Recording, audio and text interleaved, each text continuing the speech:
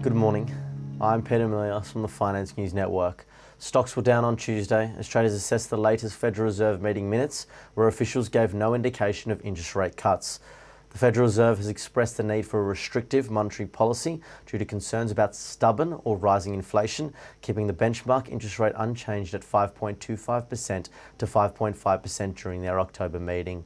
Fed funds futures indicate widespread expectations of no change in the Federal Open Market Committee's policy at its upcoming December meeting, with potential rate cuts anticipated starting in May. Meanwhile, high interest rates have had a negative impact on the housing market, with October's existing home sales falling to 3.79 million units, the slowest pace since August 2010 and a 14.6% decrease from the previous year. However, investor optimism seems to have lifted as approximately $23 billion flowed into equities funds last week, contributing to one of the highest totals in 2023, though slightly below the peak earlier in the year. This surge has reversed the recent trend of average net outflows, with a trailing 4-week moving average of around $5 billion.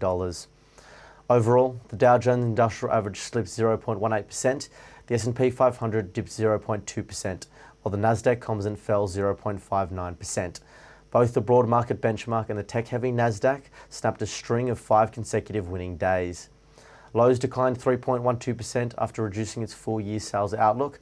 Clothing retail American Eagle tumbled nearly 16% after weaker-than-expected operating income guidance for the full year. Meanwhile, e-commerce giant Amazon shed 1.53% after CNBC's David Faber reported, citing sources, that former CEO Jeff Bezos may be selling more shares. The billionaire offloaded 1.67 million shares last week. Traders will also turn to earnings from Nvidia and HP. Nvidia shares hit an all-time high on Monday, but dipped 0.92% on Tuesday. Turning to US sectors, most closed lower overnight. Health was the best performer, whilst tech was the worst performer. Shifting to the Chinese markets, despite Beijing's efforts to boost confidence, over $25 billion worth of shares have been dumped by global investors into Chinese stock market, marking the departure of more than 3/4 of foreign capital that flowed in during the first 7 months of the year. This selling trend is poised to result in the lowest annual net purchases by offshore investors since 2015, when the Stock Connect program linking Hong Kong and mainland China markets was initiated.